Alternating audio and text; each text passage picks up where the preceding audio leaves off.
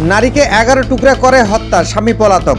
চট্টগ্রাম নগরের বায়েজিদ বোস্তামি থানা রৌফাবাদ এলাকার বাসায় এক নারীকে 11 টুকরা করে হত্যা করা হয়েছে। গতকাল বুধবার দিবাগত রাত 1টার দিকে নগরের একটি ভবনের 9ম তলায় এ ঘটনা ঘটে।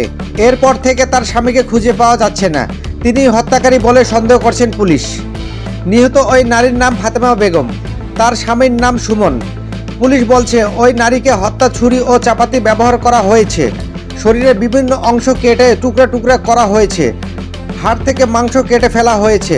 11টি টুকরা ঘরের মেঝেতে ফেলে রেখে পালিয়ে যান খুনি। বায়েজিদ বোস্তামি থানা ভারপ্রাপ্ত কর্মকর্তা ওসি মোহাম্মদ কামরুজ্জামান বলেন, রাতে খবর পেয়ে পুলিশ লাশ উদ্ধার করে ময়নাতদন্তের জন্য চট্টগ্রাম মেডিকেল কলেজ হাসপাতাল মর্গে পাঠিয়েছেন। এ ঘটনায় থানায় মামলার প্রস্তুতি চলছে। ওসি মোহাম্মদ কামরুজ্জামান আরও বলেন, 10 বছর আগে সুমনের সঙ্গে ফাতেমার বিয়ে হয়। তাদের 8 বছর বয়সী একটি সন্তান রয়েছে। সুমন পেশায় পিকআপ চালক। ঘটনার সময় বাসায় তার স্বামী স্ত্রী ছিলেন। একমাত্র সন্তান ছিলেন তার আত্মীয়ের বাসায়। পরিকল্পিতভাবে ঠান্ডা মাথায় খুনিকে খুন করা হয়েছে বলে জানিয়েছেন ওসি কামরুজ্জামান। তিনি বলেন, পারিবারিক কলহের জেরে এই খুনের ঘটনা ঘটেছে। দীর্ঘদিন ধরে ফাতেমা ও সুমনের মধ্যে ঝগড়া চলে আসছিল। নিহত ফাতেমা পুরো শরীরে আঘাতের চিহ্ন। তার পুরো শরীর ক্ষতবিক্ষত করার পর কেটে 11 টুকরা করা হয়।